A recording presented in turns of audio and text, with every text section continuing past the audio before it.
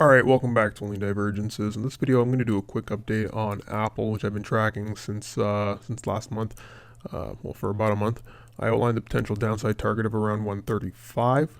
Today is Monday, October 4th. Markets are closed. Apple was down 2.5 for the day, creating a new recent low, right? So when we take a look at, let me just use a daily here actually. When we take a look at this move lower here, today we hit a new low.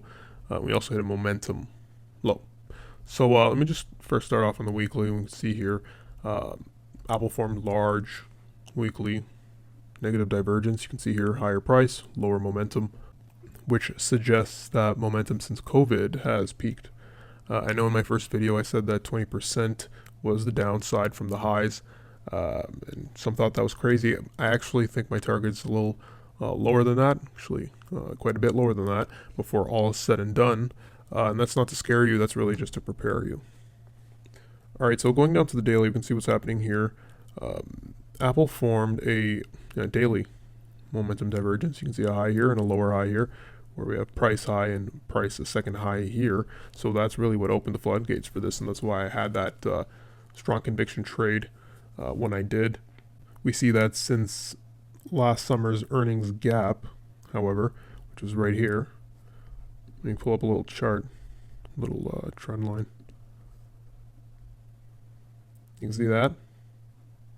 I mean, we're going to have to play with that line a little bit, but you can see that's a general area where the downside has been contained. You can see here, here, And in my previous videos, the reason why I outlined 135 as a downside target is because it lines up perfectly with this trend line. If we just kind of follow the move lower here, it pulls us right to 135 sometime next week. But you'll also notice that it lines up here with this 200-day exponential moving average. So a lot of eyes are going to be watching this level. So in this video, I have the daily RSI, and one of the reasons why is because I want to point out that we just formed a new momentum low on the daily RSI, along with a new price low for this move lower.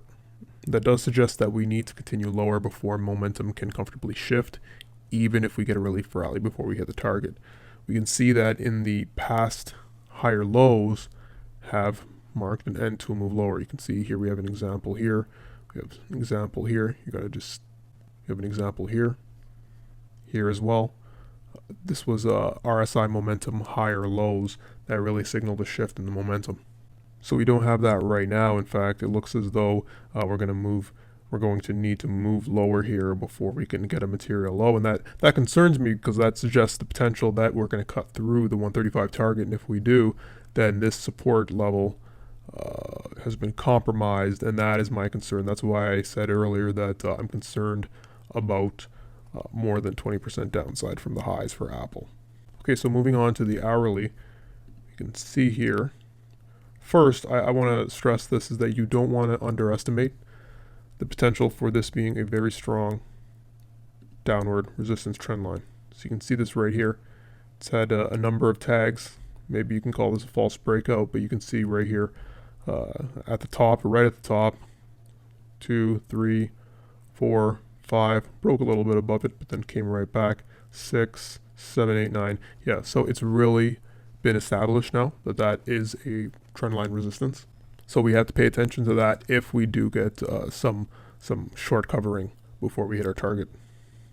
Right now we can see that we have a negative histogram on the 60, which generally forces the market to at least provide some sort of near-term upside release. Similar to this, you can see we had a negative histogram here, and we had to come up, but then it came down here, had to come up here, negative histogram had to come up, but eventually it does resolve lower, if that happens at all.